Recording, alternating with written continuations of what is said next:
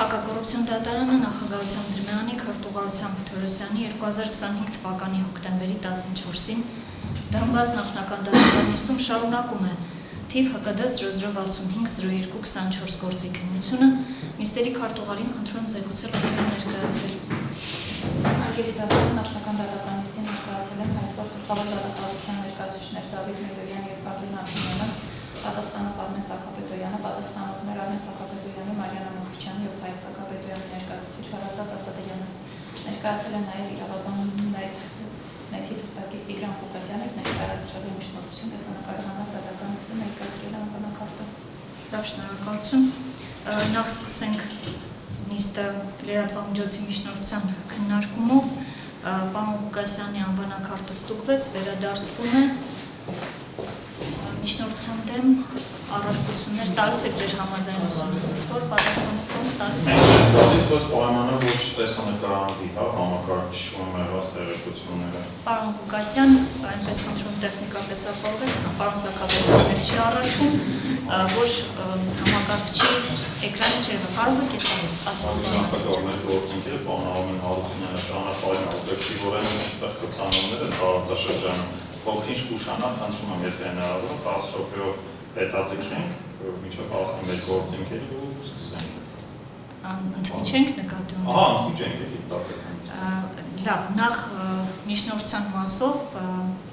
լրատվամիջոցի միջնորդությունը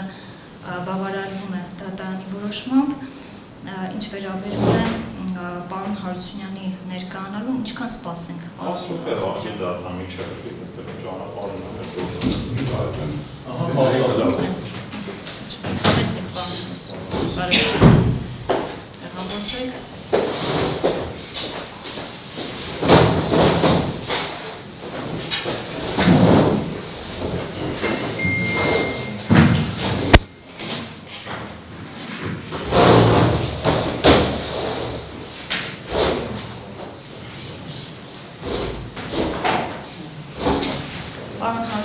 նկատի ունեցեք, որ դատական նիստը տեսանկարահանվում է, ուղղակի տեղեկացնում եմ ձեզ։ Լավ, նիստը շարունակենք, այսօր պետք է քննարկվեր հայցվորի կողմից ներկայացված հայցի հիմքի եւ առարկայի փոփոխություն թույլատրելու վերաբերյալ միջնորդությունը, որը սկսվել է դատական նիստը։ Այո։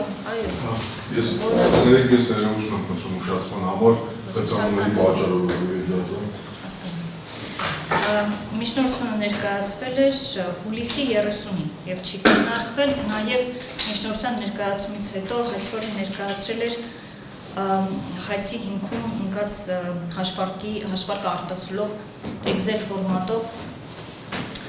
ֆայլը տրամադրել էր դատարան եւ կողմերին։ Նախ պարզել դատարանը միջնորդությունը հայցվորը պնդում է ոչ պարոն Իրան։ Լավ։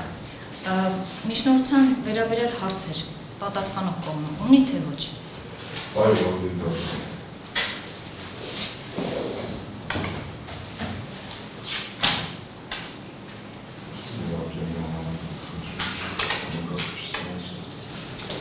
Միջնորդությունը քանի որ ծավալուն է, նաև քննարկենք դրա քննարկման կարգը միանգամից ասնենք հարցերին, թե որոշակի մասեր ներկայացնելու անհրաժեշտություն պատասխանողը տեսնում է։ Բավական երկար ժամանակ եւ դատարանի եւ պատասխանող կողմի տրամադրության տակ եղել է միջնորդությունը։ Ինչ որ մասերով հրապարակելու անհրաժեշտություն կա, թե անցնենք միանգամից հարցերի քննարկմանը միջնորդության հետ կապված։ Ինչ եք կարծում։ Ես նման անհրաժեշտություն չեմ տեսնում միանգամից հարցերով կարող Եթե ունեք հարցեր, շնորհակալություն եմ կարող եք նստած, պարոն Հարությունյան, որտեղ համակարգչից եք օգտվելու, տեսնում եմ։ Դեպքում միանգամից արգելի դատարան, քանի որ ներկայացնելու անհրաժեշտություն չեղավ,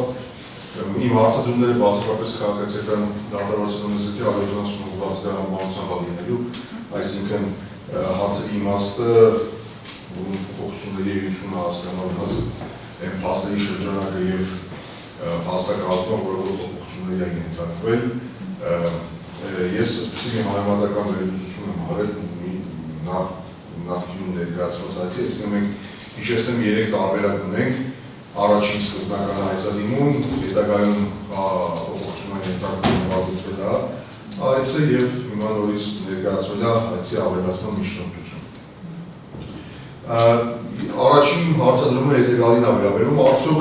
հայցի առարկայի մեջ կա այնպիսի փոփոխություն, որի ուժով ներկայացվել է բռնականձել այնպիսի գույք, որը ոչ սկզբնական հայցադիմումում, ոչ դրանից հետո փոփոխությունում ներառված չի եղել, այսինքն ավելացվել է նոր ամբողջությամբ նոր գույքերի մասին է խոսքը, այդպիսի դեպք ունենք, թե չէ։ Այո, ունենք, ներկայացված պահանջը քննվում է այնպիսի առարկայի սահմաններում, որ ներկայացված միջնորդությամբ որոշ գույքեր ավելացել են պահանջում, մասնավորապես խոսքը վերաբերում է քաղաք Երևան կենտրոն Անտարային փողոց 133 շենք 65 բնակարանի, գույքի 9.6% դիտարկվել է ապօրինի, քաղաք Երևան Քանաքեռ Զեյթունի փողոց 58.20 շենք 252 շինությանը 45.52%-ով,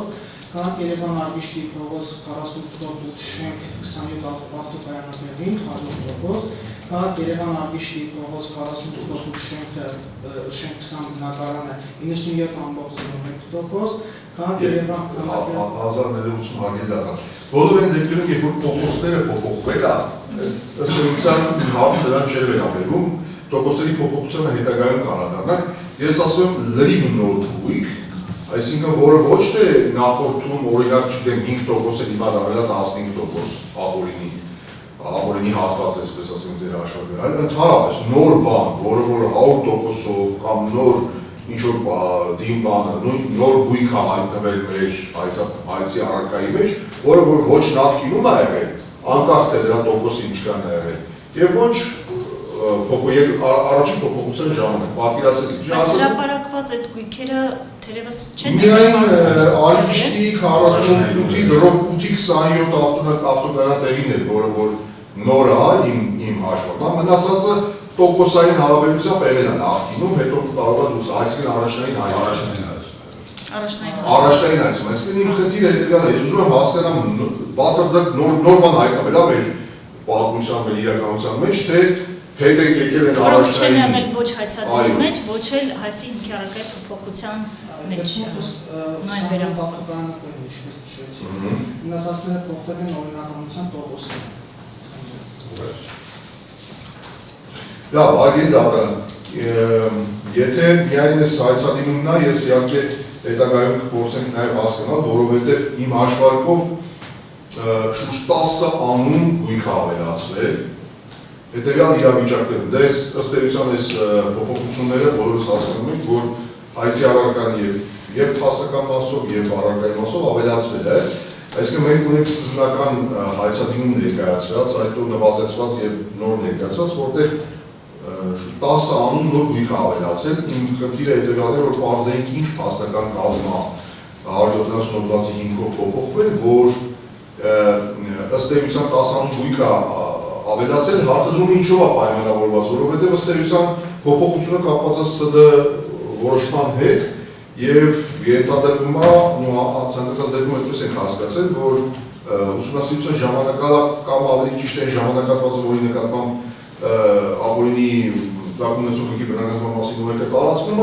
ըստ էության կրճատվել է, այսինքն մենք 16 թվականից հետոյի գույքի մասին ենք խոսում,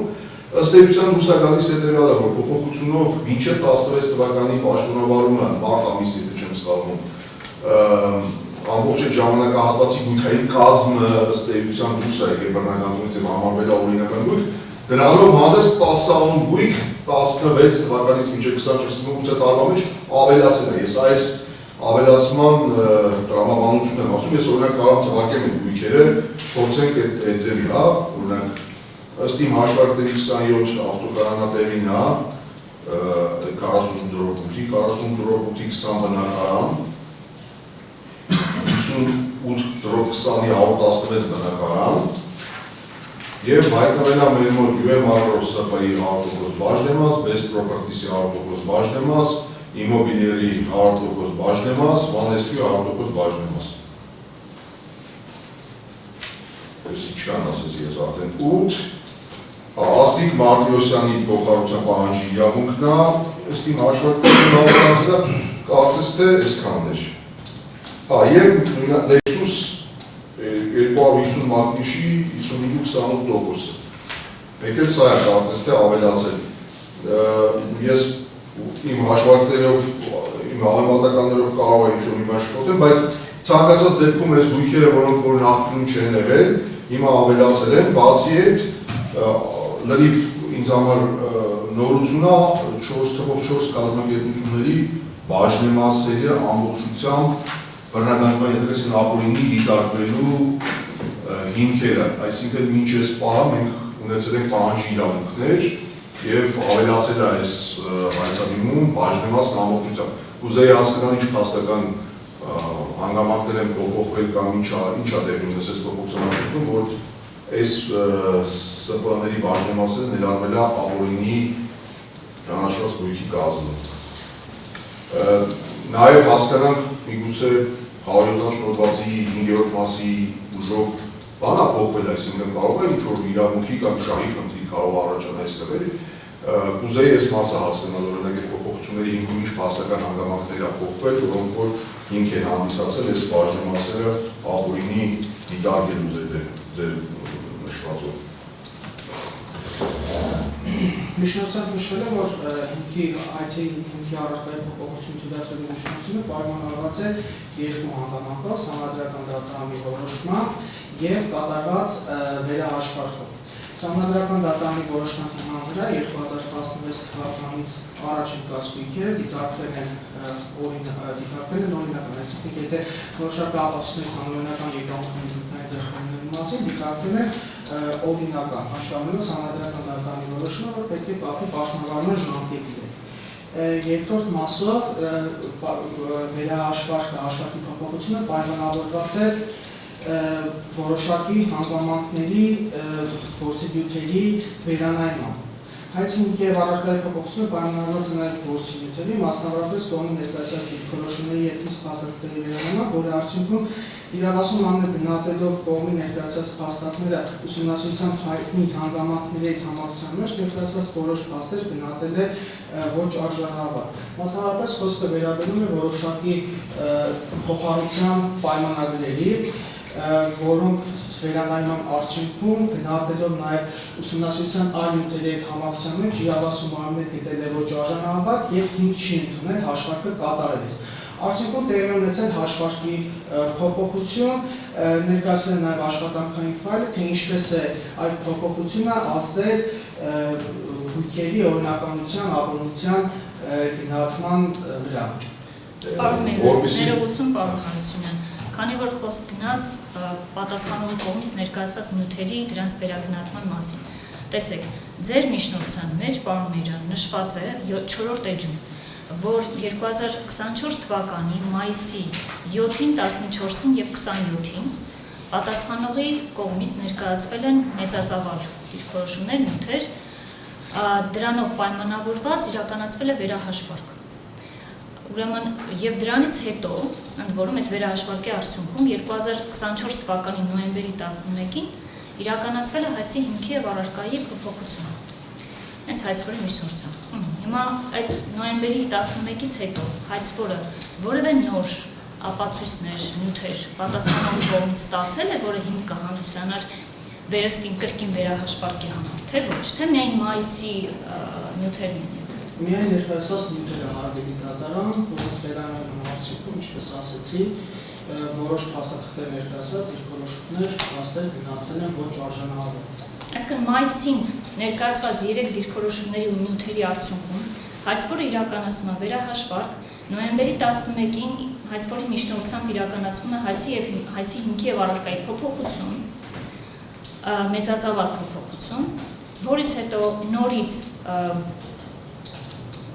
ինչ-որ մի հիմքով իրականացվում է վերահաշվարկ և հայցի հիմքի առարկայի փոփոխություն թույլատրելու նոր միջնորդություն ներկայացվում։ Ընդ որում դուք նշեցիք սահմանադրական դատարանի որոշման մասին 2025 թվականի ապրիլին, բայց ես ինչպես հասկանում եմ, դա դուք նշեցիք, որ միակ պայման, միակ հիմքը չէր այդ վերահաշվարկը իրականացնելու համար։ Այլ հիմք դատարանի համար պարզ չէ, ինչն է հիմք հանդիսացել, որ նորից փոխվի ձեր դիրքորոշումը, ձեր տված իրավական գնահատականները նորից փոխվի։ պատասխանող է ներկայացած դիրքորոշումների, ներկայացած նյութերի վերանայման արդյունքում իրավասու մարմինը հստակեցրել է իր դիրքորոշումը եւ փաստերի ճշգրտմամբ ներկայացրել է միջնորդություն հայցիկի առարկայի փոփոխություն թույլատրելու վերաբերյալ։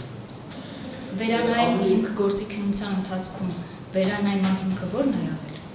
պարոն 2024 թվականի նոյեմբերի 11-ից հետո նույն ապացույցները, նույն դիրքորոշումները վերանայելու հիմքը ո՞րն է եղել։ Ագեն դատարանոցի ներգրավել է այսօրի ներկայացուցիչ, վերանայվել է գործի նյութերը ու փոփոխությունը պայմանավորված է դրանով։ Նախորդ ներկայացուցչի մասին է խոսքը, Տիկին Մարտիրոսյանի մասին է խոսքը։ Որտեղ ինքն էր միջնորդություն ներկայացրել այդ հիմքի առարկայի։ Եվ ձեր։ Լավ, պարոն Հարությունյան, ձեր հարցը։ Ես անկեղծ ասած չհասկացա պատասխանը, բայց փորձենք մի օրինակի վրա դրել ու միան հասկանանք ինչի մասին խոսքը։ Տեսեք, UM Agro-ՍՊ UM Agro-ՍՊ-ի Արմեն Սաքարոյանի պատմումը բաժանված ամբողջությամբ գտնվել է որպես աբորինի եւ ինտեգրալ բնականացման։ Հիմա ձեր միջնորդության 26-րդ էջում հենց նոսկան ամենատակը UM Agro-ի ձեռքբերումը դիտվել է օրինական։ Բաժնեմասի ձեռքբերումը դիտվել է օրինական։ Հիմա ուզում եմ ես հասկանամ եւ նմանապես ենթադրում նաեւ մնացածները։ Այստեղ աբորինի դառնալու հիմքը ինչ է փոխվել, մենք դուք ասում եք վերանայվել, չգիտեմ, ներկայացուցիչ է նոր փոխվել, նոր դիրքորոշում, այ ասեք, ինչ փաստական հանգամանք, ինչն է գնահատել, որ ձեր միջնորդության մեջ գրել եք, որ բաժնեմասը օրինականն է, բայց վերջում գրել եք, որ ապօրինյա ենթակա բռնագանձման։ Միևնույն ժամանակ բռնագանձման ենթակա ապօրինի դիտարկված իրավունքների շարքում կա նաև տրված փոխանցության պահանջի իրավունքը։ Այսինքն հա պահանջի իրավունքն է դիտվել փոխանցության տեսքով ապօրինի եւ բաժնեմասը, ուզենք այդ հասկանալ, եթե բաժնեմասի ձեռքբերումը ըստ ձեր կատարած վերլուծության, կատարողի վարքի եք ստացել, բաժնեմասը ձեռքբերել, դրեք օրինական։ Հիմա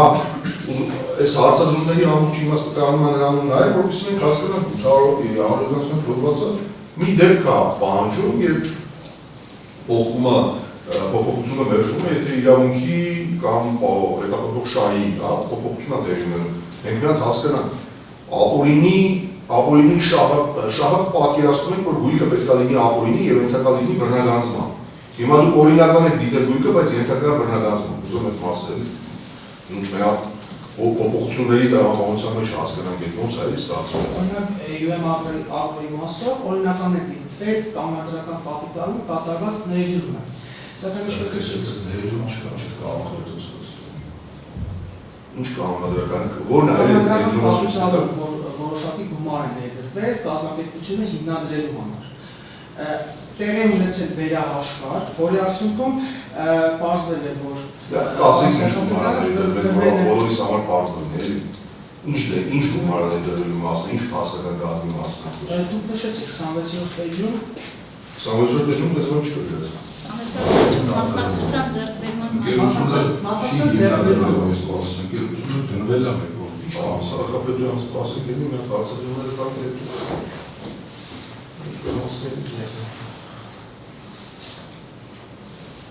կան կալ չկին։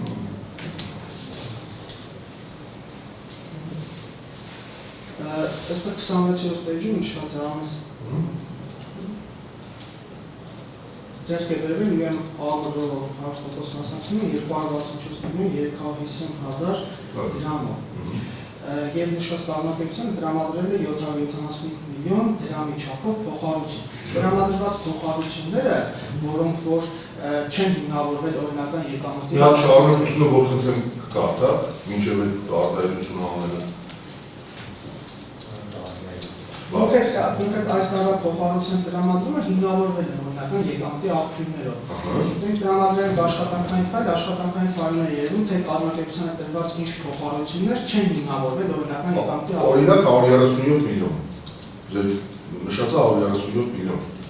Չի հիմնավորվել, դրա համար պահանջի իրավունք եք ներկայացրել։ Ենթադրում եմ դրան է չէ՞ վերաբերել։ Այո, փոխհարությունները դիտարկվել են, որ որպես իրավաբանական անձում ներդրումներ, քանի որ չի հիմնավորվել, այսինքն ապօրինի դրամական միջոցներով կազմակերպել են ներդրումներ, դրանով պայմանավորված կազմակերպությունների մասնակցությունը դիտարկվել է ապօրինի։ Դրա մասին նշվել է նաև հայցապահանջում, հայցապահանջի 33-րդ էջում պարզաբանված է Հայցադիմի 33-րդ էջում այլ ասել բանոսան։ Դուք ներդրում եւ փոխհարության տրամադրում կարող եք մեր հասկացություններն ասել, որտեղ ես ոնց որ հասկանում դուք խառնում եք։ Ինչ է նշանակում ներդրում։ Փոխհարության տրամադրումը դիտարկվել է որպես ներդրում։ Կարող եք ասել Փոխհարությունների տեսքով ներդրումներ են իրականացել կազմակերպությունը։ Կարող եք ասել ինչով եք ղեկավարում այն որ ասում եք այդ մտքերը։ Ապօրինի դրամական միջոցները ներգրավել են կազմակերպությունում։ Ասում եմ փոխհարություն։ Որտեղ է գրված, որ ներդրումներ են կարել։ Դուք հիմա մատնանշում եք, որ մենք ընկերություն ենք հիմնադրել, ներդրումներ են կարել։ Երբ է հիմնադրվել ԵՌՍՊ, խնդրեմ ներկայացրեք։ UM Agro-ՍՊ։ Մասնակցությունը 26-րդ Ասում երբ է հիմնադրվել։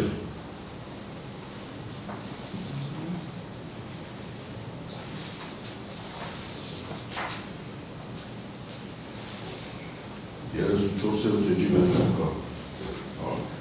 առաջին մագլություն 25/2018 թվականը Արդեն պատասխանեց պարոնայությունը։ Երբ է բաժնեմասը ձեռք բերել UM Agro-ՍՊ-ի։ UM Agro-ՍՊ-ի բաժնեմասը ձեռք է բերվել 2028 թվականին։ Որ ամսին որ խնդրում բարձրացել։ Ինչ միջոցներով։ Օրինական 264 միլիոն 350,000 դրամ։ Ինչքան են բանկից վերցրել բանկը։ Անգապնին օգնեք։ Սակապետոյան խոսքը վերաբերում է բանկային գաղտնի կազմակերպությանը։ Դա բարենպասություն ունի։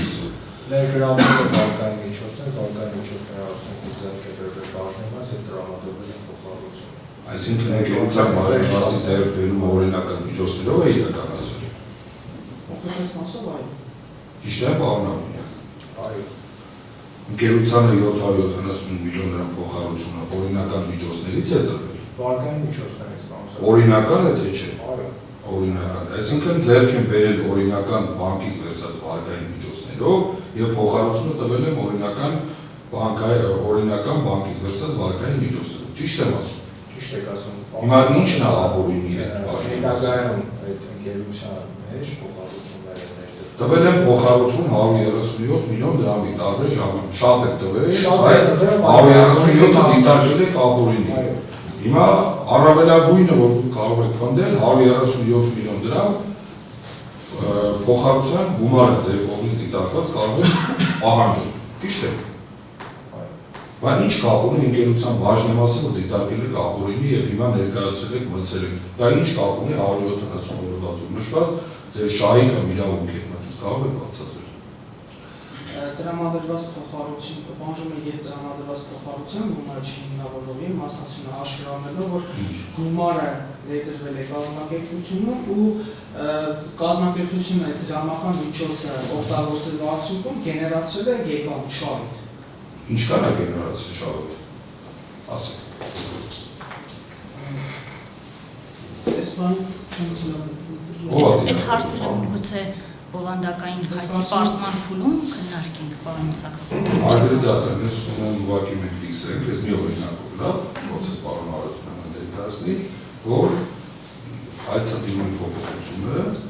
միջնորդությունը որևէ կապ չունի 170 նշված իրենց հետապնդող շահի կամ իրենց իրավունքի հետ։ Եվ եթե թույլ կտաք, ես շարունակեմ հարցը, եթե այն պատասխան։ Լավ, ասեք, պարոն Ներյան, եթե ավելացնելու բան ունեք։ 172-րդ հոդվածը նախատեսում է, եթե պաշտպանվող շահը չի փոփոխվում, այստեղ պաշտպանվող շահը չի փոփոխվում, ներկայացնում է ապօրինի ծագում ունեցող գույքի Չի ավելացել ձեր պաշտպանվող շահը։ բնագազման վերաբերյալ ներկայացվել ապօրինի ծագում գույքի բնագազման վերաբերյալ պահանջ, որ պետական շահերի պաշտպանության շրջանակներում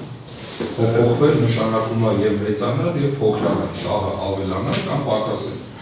Հիմա ձեր շահը ավելացել է։ Շնորհի էությունը չի փոխվում, ներկայացնում պետական Որքաներ եկելի որպեսզի այս վիճաբանությունը շարունակվի։ Այսինքն բարձրանել օրինակ իրավասու մարմինը շահ ասելով ինչ նկատի ունի։ Ինչն է դիտարկում որպես այս օրենքի տրամաբանությամբ այն շահ, որին ուղղված է պաշտպանական քայլերը։ Ես հասկանում եմ, որ խոսքը վերաբերում է ապօրինի գույքին, այսինքն ապօրինի գույքի սահմանումները ըստ էության օրենքով տրված է հստակ։ Որն է ապօրինի գույքը, այսինքն շահը կանոնադրում, որ ապօրինի գույքը օգուտվելիության բռնագանձվի։ Հիմա եթե մենք խոսում ենք ապօրինի գույքի մասին, դուք ձեր միջնորդության մեջ գրել եք օրինական գույքը։ Դուք ձեր միջնորդության մեջ բաժնեմասի ձեռքբերումը գրել եք օրինական է, հետո չգիտեմ ինչ մեկնաբանությամբ, ես այդ մեկնաբանությունը չեմ տեսել ձեր միջնորդության մեջ, դուք հիմա բանավոր եք էդի հայտարարում, որ փոխառություն եք տվել այդ հիմքով մենք անում ենք բաժնեմասը, հիմա արդյոք այս առումով օրենքի այն շահը, որ դուք եք պատկերացնում, օրենքն է գրել եւ մենք ենք պատկերացնում, համընկնում է, որովհետեւ այս տրամաբանության մեջ օրինական գույքը բռնագանձելիս ինչ շահի մասին կարող ենք խոսել եւ մի հատ ընդ որում փոփոխության իմաստով էլի, եթե սա նախկինում լիներ, մենք այս հարցը ինչ որ քննարկացել ենք ուժը, բայց այս խնդիրը բարձրացել է ձեր միջնորդությամբ, դուք եք գրել ավելացրել։ Հիմա մենք փորձում ենք տեղավորվել 170 հոդվածի մեջ, բայց անկեղծ ասած ես չեմ կարողանում տեղավորվել, որովհետեւ իմ մոտ միշտ բացառում հետեւյալ հարցը. ոնց կարող է, հələ չեմ խորանում դրա իրավական դմնորոշումների հասկացությունների մեջ, ոնց կարող է համ 137 միլիոնը, որը ձեր գնահատման ապօրինի է, համ դա ուզեք,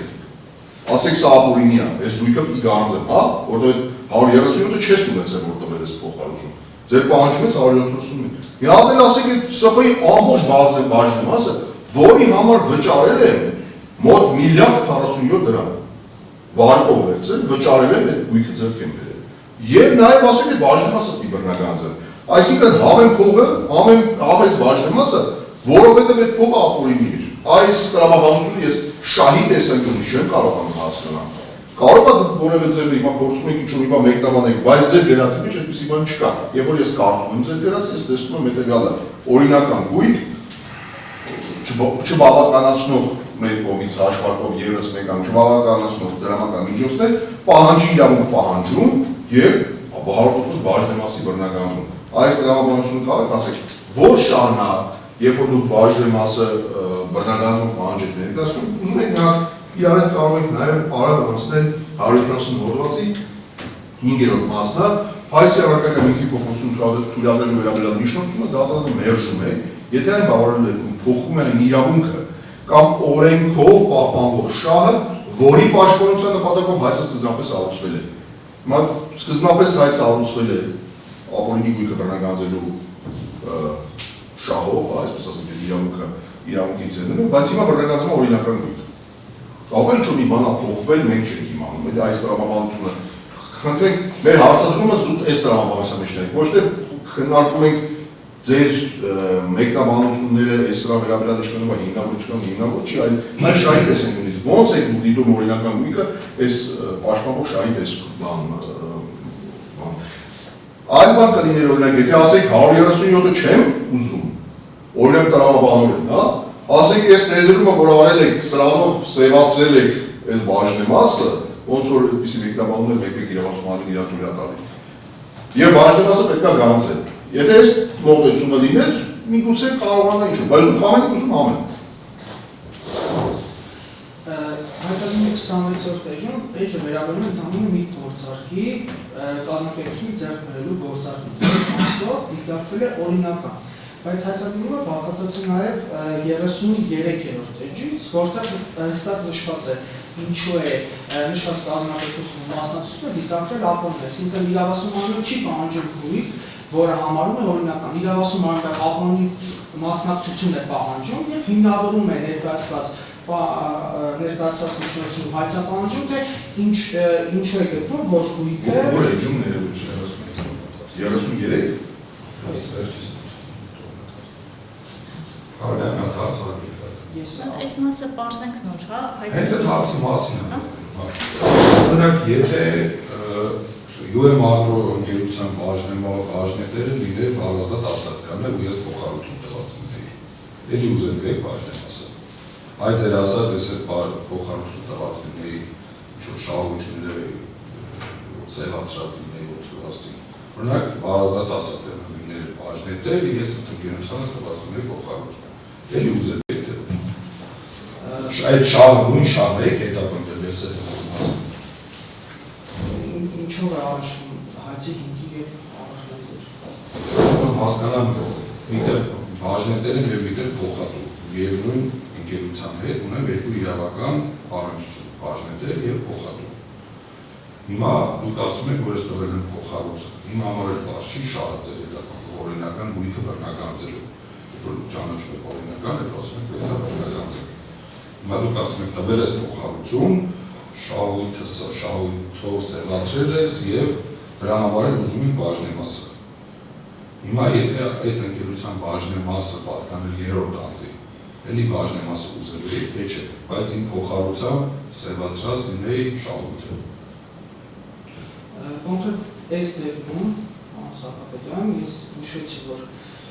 փոխառությունը չի հնարավորվել օրինական միջոցներով, դրա համար պահանջում է փոխառության գումարը։ Շատ լավ է փոխառությունը պահանջեք, բայց ինչ կապ ունի բաժնեմասը, երբ որ մյուս էջում գնահատում եք, որ դա օրինական է։ Այդ մասով պատասխան հնչեց, պարոն Սահակապետյան, բայց պարոն Նեյրան նշեցիք 33-րդ էջում կան այն դիտարկումները, որոնք դուք բանավոր ներկայացրեցիք, պարզաբանեցիք ինչու է ընկերության մասնակցությունը ապօրինի դիտվել։ Որտեղ է նշված, ես չեմ տեսնում։ 33-րդ էջում նշված է ովքերի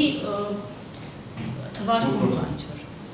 Ինչ ներողություն։ Ֆուտնոտը բանը, ամենատակի 59 Ֆուտնոթում հաշվի առնելով վերլուծության մեջ նշված իրավաբանական անձանց տրամադրված եւ օրինական եկամուտներով չհիմնավորվող փոխառությունները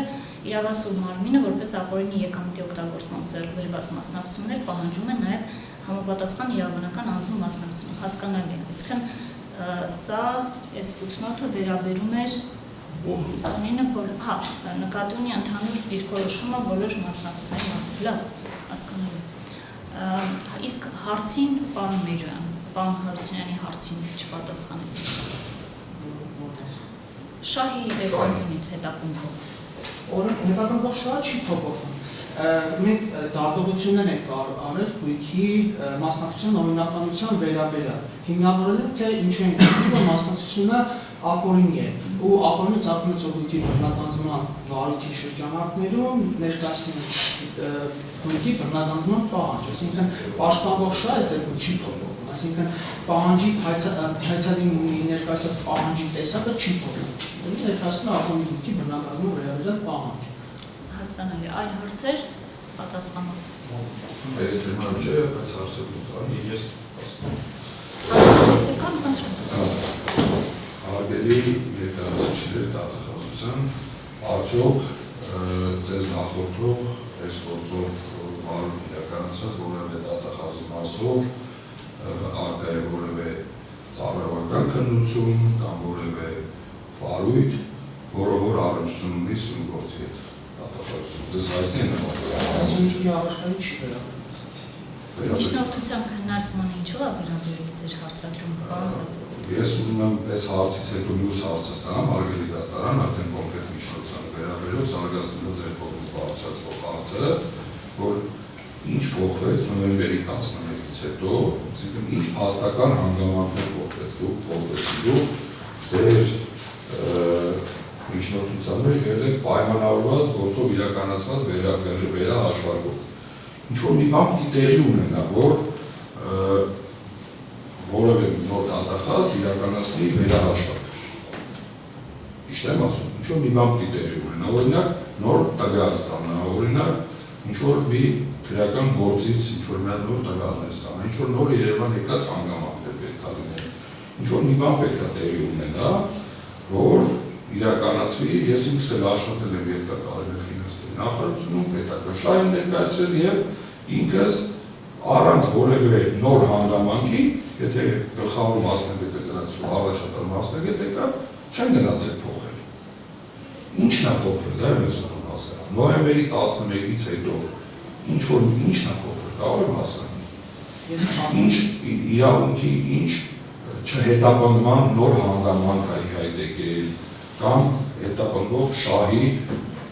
չիրականացման նոր հանգամանք։ Խնդրում դա ասեք։ Պարոն Սախոպետյան, ես արդեն հարցին պատասխանեցի, որ ներկայացված նյութերի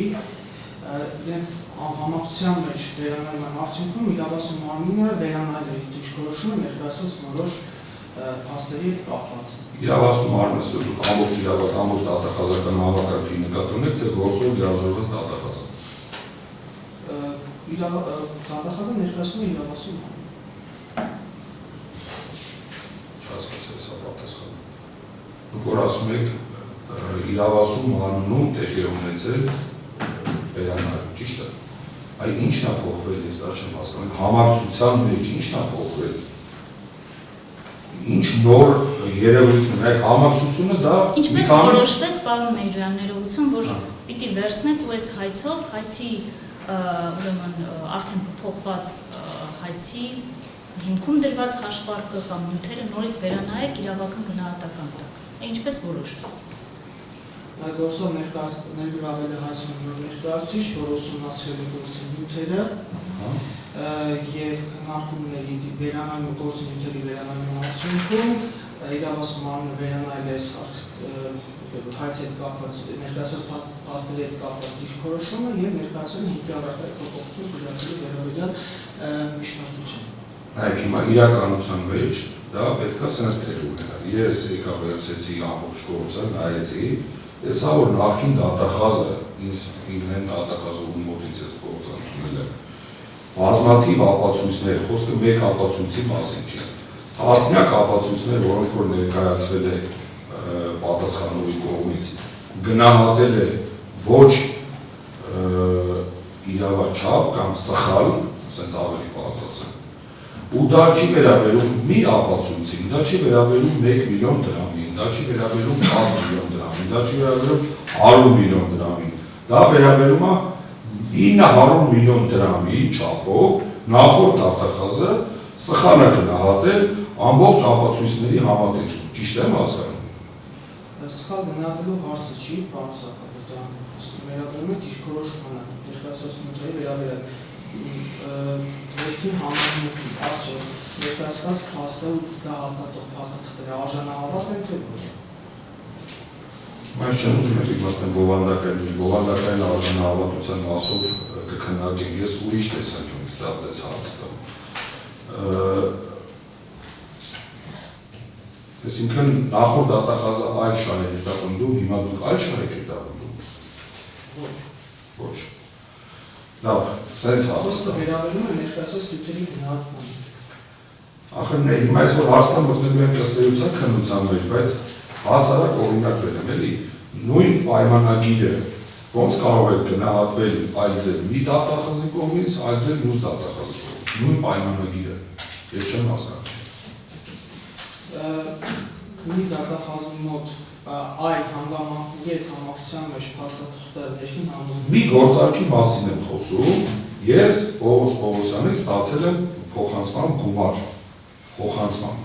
Հայտնի է Պողոս Պողոսյանի անձը, հայտնի եմ ես, արկա է փոխանցում։ Ոնց կարող է մի դատախազը մի կերպ գնահատել, այլ որ ասում են այլ հանգամանքներ, այլ համատեքստում, ընդհանուր ապացույցների շրջանակում, որոնական թե կոնկրետացնենք թե չէ, մի դեպքով կոնենք։ Կոնկրետ մի դեպքով, եթե ասենք, ես դեռ բավարարված կլինեմ, կասեմ ներողություն եմ խնդրում, դուք ճիշտ եք, բայց մի դեպքով ձեր կատարած փոփոխությամբ, մի դեպքով ասենք, որ այստեղ նախկին դատախազը սենց է գնահատել, ես սենց եմ գնահատել, ու պատճառաբան եք։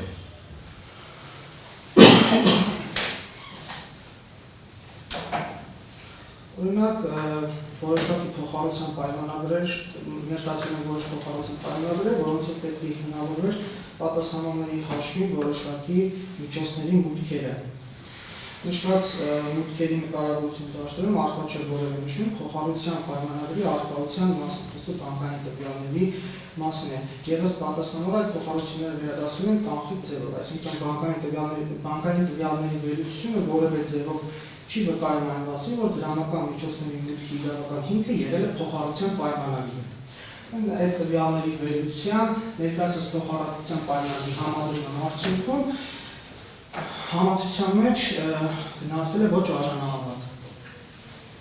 Այսինքն նախկին դատախազը ոչ պրոֆեսիոնալ էր։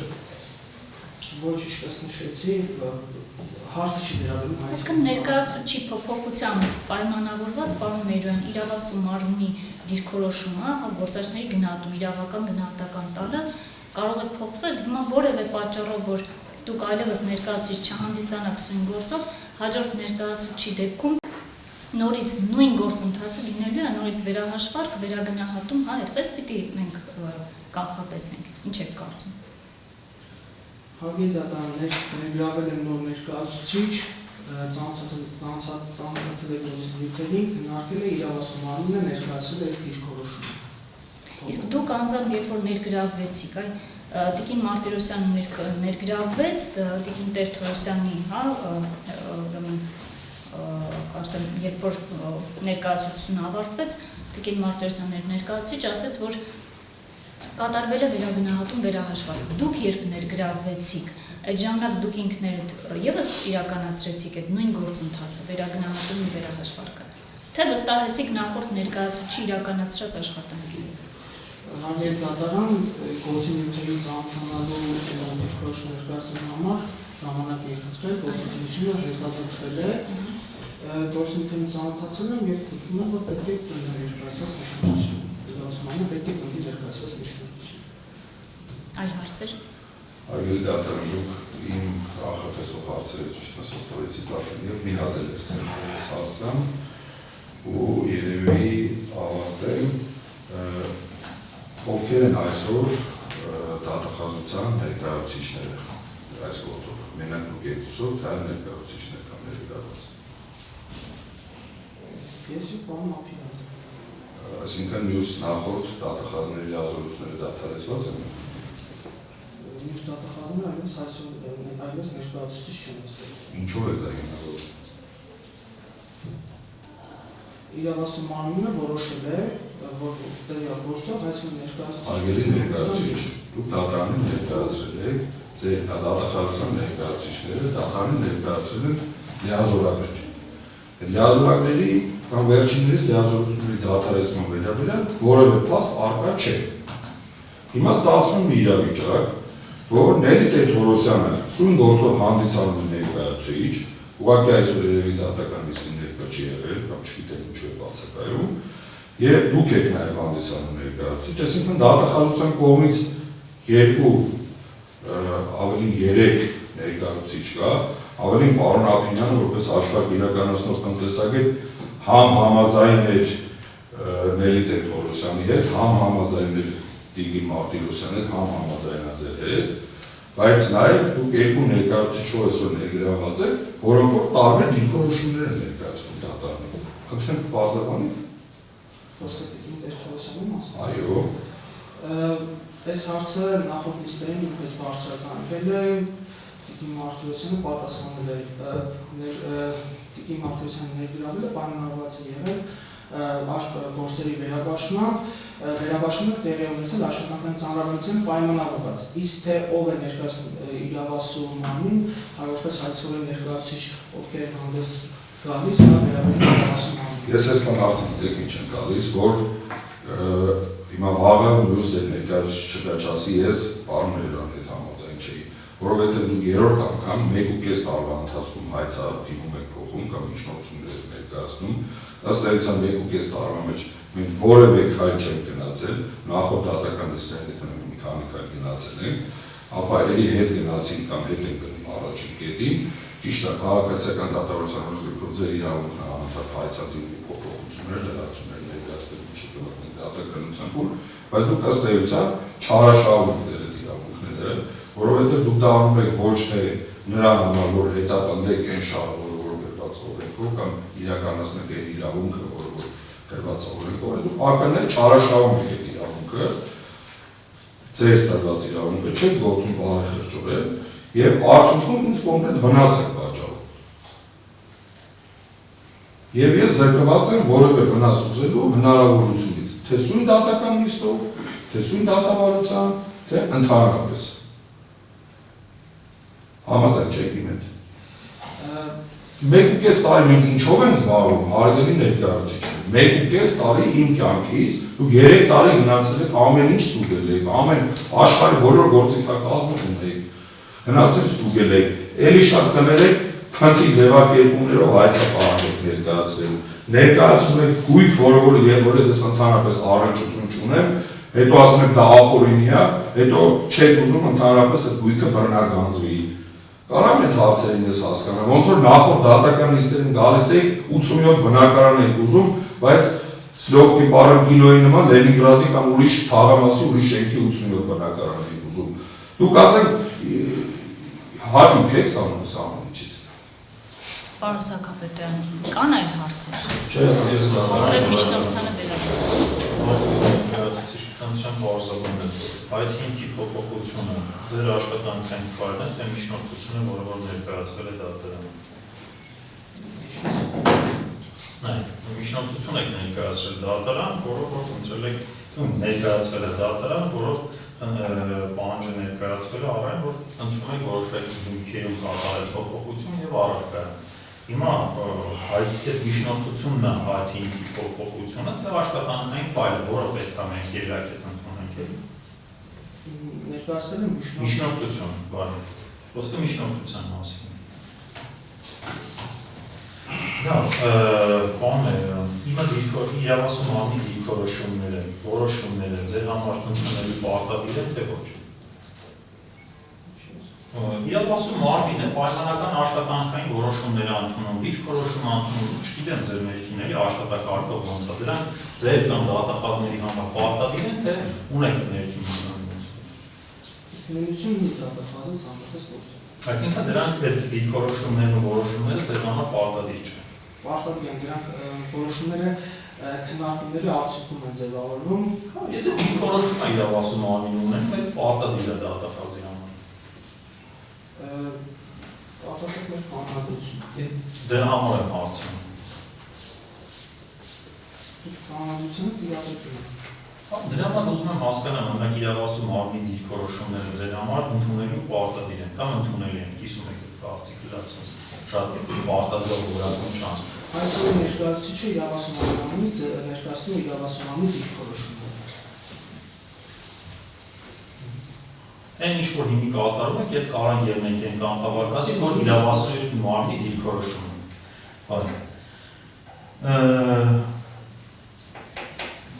Ես մի հատ միջանկյալ հարցադրում, ըստ իրավասու մարմնի վարկային միջոցների ներգրավման կարող է որևէ կերպ համարվել օրինակ ապօրին, ես ձեր դիտարկում, կամ ըստ իրավասու մարմնի դիրքորոշումը։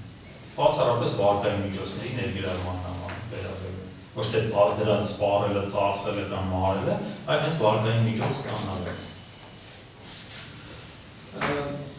Եթե վարկային միջոցը օրինակ ներգրավել է այնպիսի գույքի գրավող, որը ապօրինի է, սա արդեն գնահատման հարց է։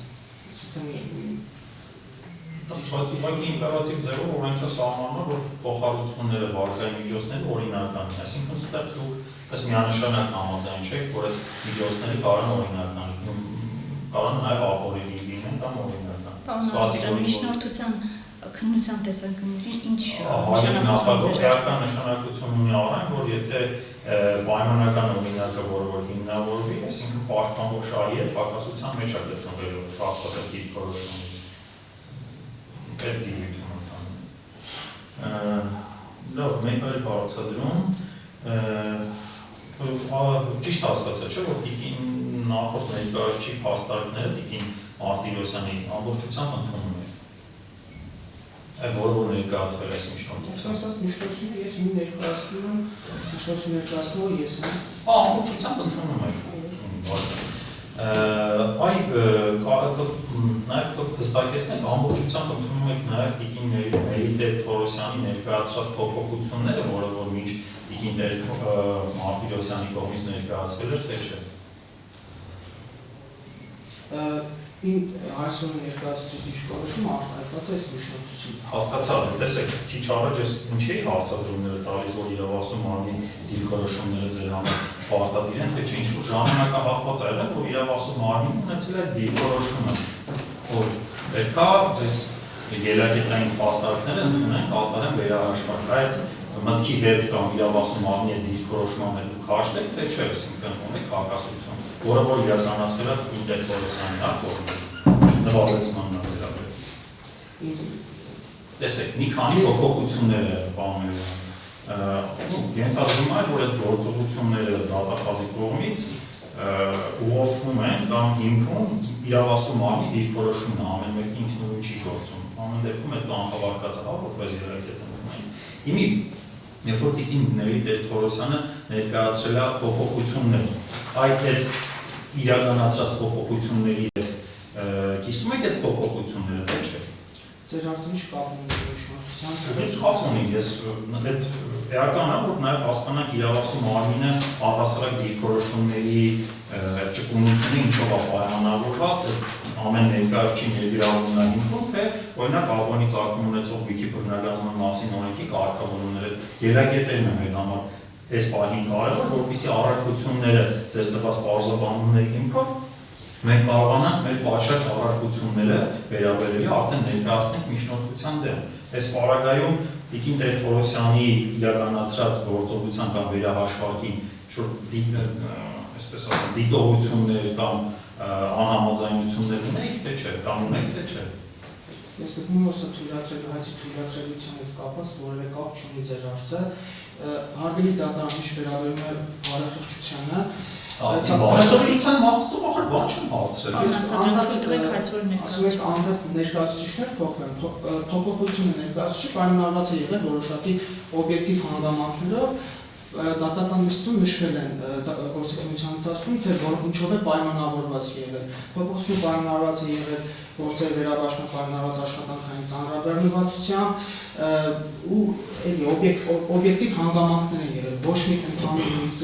գործընկերությունը ցկցկելու չի եղել։ Հետևաբար դատախազ իրավասու մարմինը գործում է բարեխղճությամբ եւ այստեղ իրավունքի չարաշահման մասին խոսք լինել չի կարող։ Իսկ ինչ եք կարծում, հայցվորի ներկայացուցիչների փոփոխություն եթե չլիներ անկախ ամենից, հա, անկախն է, այսինքն նույն ներկայացուցիչը շարունակեր ներկայացնել հայցվորի շահերը։ Այդ դեպքում այս նույն փոփոխությունները նույն բովանդակությամբ էլի կլինեին, կարող էին լինել, ինչ եք կարծում։ Հնարավոր կլինի, հնարավոր էր, որ նույն փոփոխությունները նույն ներկայացուցիչի պայմաններում էլի լինեն։ Ուղիղ կապ չկա այս միջնորդությունների ներկայացման հայցվորի ներկայացուցիչների փոփոխության հետ։ Ուղիղ կապ չկա, խոսքը վերաբերում է նրան, որ ներգրավում են նոր ներկայացուցիչ, որ ծանոթանում են նյութերին, քննարկվում է վերադասի հետ եւ դիրքորոշում է ձևավորվում վերանայման արդյունքում։ Ձեր պարզաբանումից հասկանում եմ, որ ամեն դեպքում կապ կա։ Ասեք, պարոն Մեսրոպ։ Լավ, այ եթե Միշտիկին Մարտիրոսյանը դուք ներգրավեք, ելի նույն միջնորդությունն եք ընդդեմ, թե որակապես, այսինքն որոշակի փաստեր ամեն դեպքում ոչաբանության կամ ընդունել չընդունելու հարցում այլ մեկնաբանություններ են գտնելու։ Տեսական հարցը չեմ պատասխանել, հայցի թույլատրությունը կգտնվում է։ Ամբողջությամբ, այսինքն, տեսեք, քանի որ Տիկին Մարտիրոսյանի կողմից ներկայացված միջնորդությունն է, դուք չեք ներկայացրել, ուզում եմ հասկանալ, եթե դուք ներկայացնեք այդ վերահաշվարկի հանձնարարությունը կամ որոշումը լինել, ու դուք սկսեք այդ գործողությունները, նույն այս ելակետին եք գալու, թե օրինակ դիտարկում եք, որ ամեն դեպքում Տիկին Մարտիրոսյանը ինչ-որտեղ թերացել է։ Անկես լինենք, էլի, ակնհայտ սխալներ կան, չգիտեմ, թվաբանական կամ հետևանքային, որը իմ համար չեմ կարծում, որ դուք կամ դուք կարող եք այդ նույն միջնորդությունը ներկայացնել։ Իմ եմ ուզում հասկանամ կամ հատվածներ, որ դուք ուզեք փոխեք, բայց չեք փոխել։ Պարոն Ասատրյան, կորեկտ լինեք։ Ես չգիտեմ, կորեկտության սահմանները Ինչու՞մ դրսևորվեց ոչ կորեկտությունը։ ներկայացվել է փնթի միջնորդություն։ Ես եմ բանը ասել, բան է նա։ Ես ընդհանրապես Չէ, իմ հարցու պատասխանն է քննարկում։ Ես խնդրում եմ կորեկտել ուշադիր լսեք իմ հարցադրումները, ուղղակի ինքերական խնդրանքում։ Ես այդպես բան ձեզ չեմ ասել, որովհետև ես փաստաբան եմ ու վարքագծի կանոններով կարգավորված եմ, վստահ չէ։ Բայց ամեն դեպքում ես հասկանում եմ ինչ եմ ասում, իմ հարցադրումը շատ պարզ էր։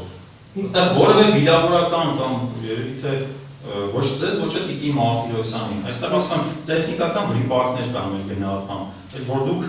ստորագրեք, այդ նույնը իրականացվել է, օրինակ պարոն Սահակապետյանը կամ Հարությունյանը քիչ առաջ 1-2-ը բացահայտեցին։ Էլի նույն ձևեր լինել, թե օրինակ որակապես այստեղից պատասխանել եմ։ Միջնորդություն ներկայացրել եմ ես։ Միջնորդություն դուք չեք ներկայացրել Վահմիրն։ Այդ հարցին էլ եմ գրավել, դուք չեք ներկայացրել։ Դրա համար ուզում ենք հասկանալ, մեկ էլ կիսել է ինչ ծավալում, ամբողջ ծավալողը շուտ փաստարկներ կան, որ պատրաստ եք փոխել, ավելացնել, թե էս Ներկայացրել միջնորդությունը չկա նախնջորոշ։ Լավ, իմի չնայած այս հարցը ոնց որ թե ինչեցվեց, ըստ ձեր ընկալման տիկին Տեր-Թորոսյանի լիազորությունները դադարեցված են այս վարույթով։ Ճիշտ եմ հասկանում։ Այսօրի ներկայացուցիչը այս գործով Մերոյան Դավիթն եւ Կարեն Աբիլյանը։ Ամենացած լիազորությունները դադարեցված են, դու չեք դա ասում էլի։ Հա, այս տեղեկություն ունենք, թե չէ, դադարեցված լինելու վերաբերյալ։ Հարցին ես պատասխանեցի, իրավասու մարմնի ներկայացուցիչները երկուսն են դատարանում ներկայացնում։ Այդ հարցի պատասխանը չկրեցանում դեպքում։ Լավ, ես մյուս հարցադրժմանությունները խնդրեմ պատասխանեք։ Իրավասու մարմնի եզրակացությունը որևէ փոփոխության ենթարկվել է ձեր ներգրավելուց հետո, թե չէ։ Այդ իրավասու մարմինը բաց է, որոշակի եզրակացությունը չէ, ստանալով վերջնական տվյալները կողմի որոշումը եզրակացություն է կազմում։ Այդ եզրակացությունը փոփոխություն ենթարկվել է ձեր կողմից, թե չէ։ Ուսումնասիրության տասնու կազել վերջնական անկրպանի վերաբերել եզրակացությունը ու ներկայացնական ներկայացվել է հայցագնում, ներկայումս հայց որ օգնում է հայցի հիմքի և առաջկայի փոփոխություն թույլատրելու միջնորդություն ներկայացնելու իր իրավունքից։ Հիմին ուզում եմ հասկանամ այդ եզրակացությունը որևէ փոփոխության, որևէ ներկայացուցիչ կողմից երբևէ ենթարկվել է, թե չէ։ Ոչ։ Իսկ եթե չի ենթարկվել, դրա կարիքը այս ձեր նոր փաստական տվյալները, որ առկա են ավելանալու պայմանները դուք տեսնում եք, թե չէ։ Ոչ։ Իսկ Էլի կան հարցեր։ այո, հալի նախագահ։ Նկատի ունեցեք, որ աշխատանքային օրվա ավարտն է արդեն գրացել։ Անկեղծ ասած իմ հարցերը իմ հարցերի որոշ օրենքները ընդհատեցին, գնացին իրանց ուղղությամբ, ես իմ հարցերը չեմ ավարտել, էլի բավականին շատ հարցեր ունեմ, բազմապես այնպես հարցադրումների ենթականությունը այն առումով, որ մեր պրակտիկան քիչ է լինում նման դեպքեր, ցավոք լինում է, երբ որ հայցի փոփոխությունը, սահմանադրական դատանի որոշումից հետո պրոգրեսիվ աճառթում, հա, 4 անգամ, մի քիչ մենք հաս չենք այդ մտքի հետ, այդ միտքը չենք կիսում եւ հետամուտ են լինելու, որ այդ միտքը չափի իրավական հաղթության վրա, այսինքն ընդունելի չի իմ համար իրավասու մարմնի այդ փոփոխություն իրականացնել այդ մոտեցումը դրա համար է նաեւ այս հարցադրումների, այսպես ասեմ, շարանը շատ ու դրամաբանական են կարծիքով։ Շահը պետք է մենք գործենք ամենձև բացահայտենք, հասկանանք, թե իրավասու մարմինի ինչ փոխվեց կամ ինչ ելակետեր փոխվեցին, որ այսպես ասեմ, գուցե Արմեն Սարգսապետյանը օրինակ, չգիտեմ, պայմանական կներեք էլի Պարմերյան, օրինակ անձնական հակակրանք ունի, որոշումը հայցը փոփոխի։ Դի հասկանանք մենք այս փոփոխությունները ինչ իրավական հիմք ունեն, անձնական հիմք ունեն, օբյեկտիվ հիմքեր են, թե չէ, որպեսզի հասկանանք նաև թույլատրելի են, թե թույլատրելի չեն։ Պարոն Ասատրյան, եթե 18-նից մինչև 20 ենթադրենք կամ 18-նից 30 մինչև շարունակենք, կավարտի պատասխանող կողմի հարցերը միջնորդության քննարկումը։ 30 հատ հարցադրում էլ դեռ ունեմ չեմ որը պատրաստ եմ անգամ։ Նաև չեմ բացառում, որ տրվող բարձրաբանումներից հետո հարցեր պետք է տամ, բացի դրանից էլ ես պետք է առողջություն ներկայացնեմ միջնորդության մասով։ Ուղղակի մեզ էլ ճիշտ հասկացեք, այս սովորական իրավիճակ չի էլի, այսպես հայցի այնպիսի փոփոխություն չի, որը բերել է նվազեցում, չգիտեմ, շուտ տեխնիկական խնդիրների հետ գործ ունենք 4 անգամ հայցագինը մեր համար ոչ ընդունելու հիմքով ավելացվել է։ Եթե կողմերը կպնդեն, որ միջնորդության քննարկումը շարունակվի, դատանը կարող է շարունակել մի որոշակի ժամանակահատվածով, եթե ոչ, ուրեմն աշխատանքային օրվա ավարտով պայմանավորված պետք է հետաձգվի դատական նիստը միջնորդության քննարկումը ևս, հայց որ ինչ դիրքորոշում է։ Ես չեմ առարկում որ շարունակվի։ Չեք առարկում որ շարունակվի, պատասխանող կողմը։ Ես առարկում եմ Արգելի նախագահ, որովհետև ունեմ եւ աշխատանքային ծանրաբեռնվածություն եւ օրվա համապատասխան պլանավոր։ Բացի այդ դատարաններ նախապես ասել է, որ անցի 15-ից բացակայել են, նախապատրաստական որոշակի գործողություններ ունեմ, ու չեմ ուզում ամբողջ օրը դատարանում, չեմ հասցնի, ոչ թե չեմ ուզում գործի արդյունավետությունից ելնելով, նա ժամանակից հետո անձնական կյանքով տարանցվել։ Առարկության պայմաններում դատարանը անկախ պատճառաբանությունից չի կարող շարունակել դատական նիստը, գործի քննությունը հետաձգվում է աշխատանքային օրվա ավարտով պայմանավորված հաջորդ նախնական դատական նիստի օրը և ժամը համաձայնեցնել։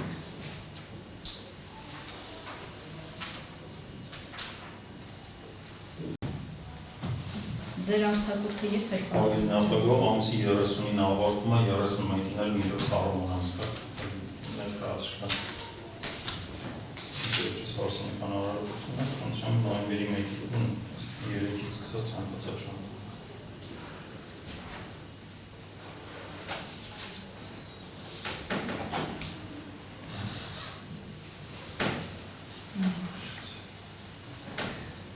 Նոյեմբերի 6-ին ժամը 10-ին։ Իսկ արգելի նախագահ չէ, պարոն Բադալյանի, այնուհետև Տիկին Վարդանի մոտ հերթականությամբ նիստ է մնամալու առաջից արգելի նախագահ։ Եթե հնարավոր է, օրվա երկրորդ կես տեղափոխվենք։ Երկրորդ կես։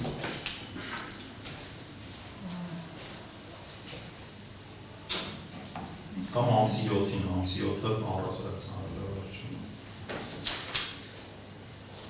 Չէ, դատարանը ծանրաբեռնված է նիստերով, հիմա նոյեմբերի 6-ի երկրորդ կես հարցը քննարկենք, հայց որին հարմար կլինի նոյեմբերի 6-ին երկրորդ կես։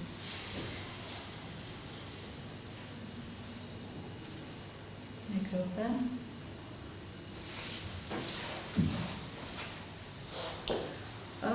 Այդ պարագայում նոյեմբերի 6-ին 16:35 Ինձ հարմար է։ հաջորդ նախնական դատական նիստը նշանակվեց, համարվում եք պատշաճ սանձված, նիստը հետարվում փակված հաջողություն։